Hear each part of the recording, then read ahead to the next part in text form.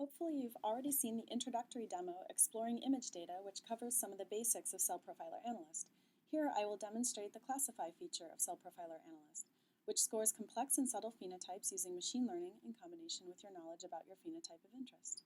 When you choose Classify, you will see the classifier window, which has three bins: unclassified, positive cells, and negative cells.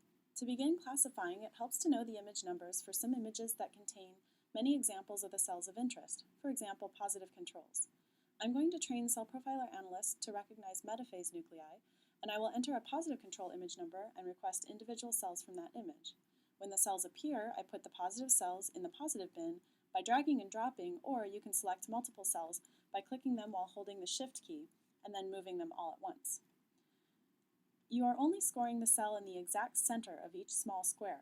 You should ignore the surrounding cells. You can also select all cells in one of the bins by right-clicking or control-clicking and similarly moving them all at once. If you want to get a closer look at a cell in its natural context, you can right-click it to see the original full image.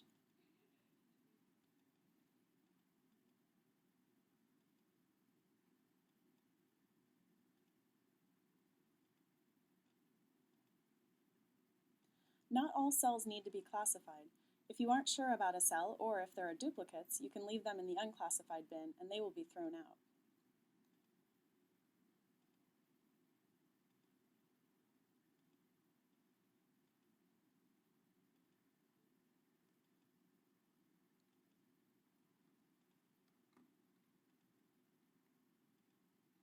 You can also change what colors are shown in case that helps to see the phenotype better.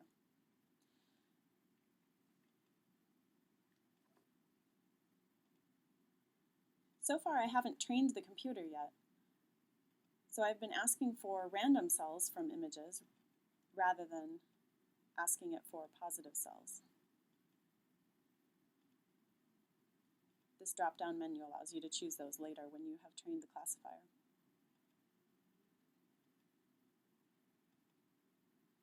It's best to sort a few dozen cells before asking the computer to find rules, but I'm going to shortcut and ask it to find a small number of rules that can distinguish my positive cells from negative cells. I don't expect the computer to be very accurate based on a small number of positives, but the simple set of rules should yield more potentially positive cells to help me continue sorting in an efficient way. Here I'm choosing 5 rules. The rules will appear in the Train Classifier window. And now it makes sense for me to ask for more positive cells from images based on those simple rules.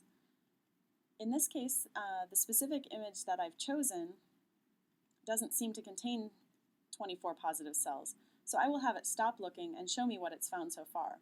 There are many positives based on just the simple rules. This lets me build my training set quickly.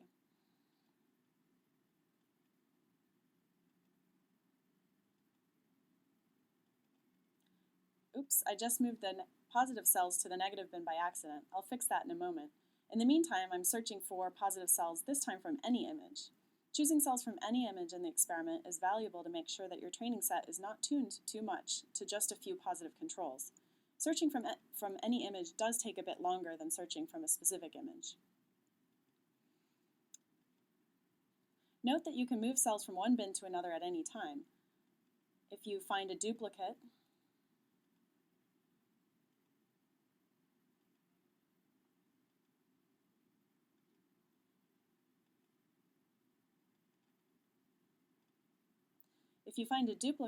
you can remove one of them to the unclassified bin to get rid of it.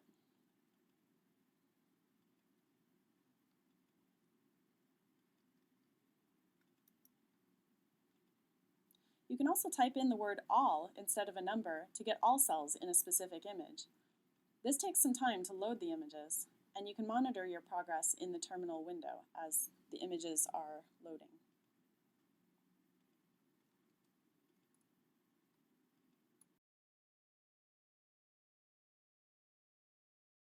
I've skipped ahead in time here to where I have more examples of positives and negatives. I've asked for 20 rules to distinguish positives from negatives, and you can see whether the rules are accurate by asking for more positives from random images, which will appear here in the unclassified bin. This should be much more accurate now as compared to when I had a small training set and only 5 rules. The cross-validate button also allows you to check the accuracy and to see the optimal number of rules for your phenotype, but keep in mind that the accuracy that you calculate using cross-validate on your training set, which contains many of the hardest to classify cells, is probably much worse than the accuracy on the experiment overall.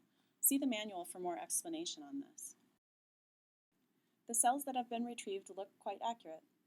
You can also check the accuracy by scoring a particular image and checking whether most of the positive cells in the image are marked. Keep sorting cells and checking the accuracy, and when it seems sufficient, you can then score all the images based on those rules.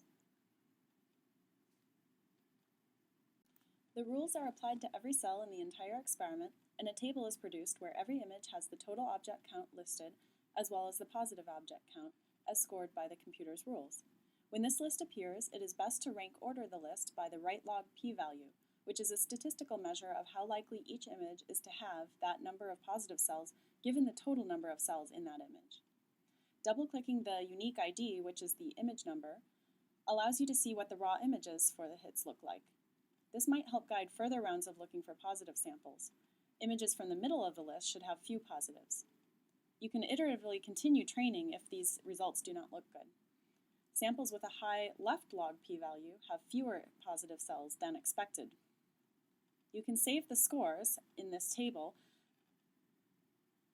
but don't forget to also save the training set, which will allow you to further refine it. You can also save the rules that you've generated, but the training set is far more important because the rules can be generated from the training set, but not vice versa. You can see that we successfully trained CellProfiler Analyst to recognize this phenotype in a very short time.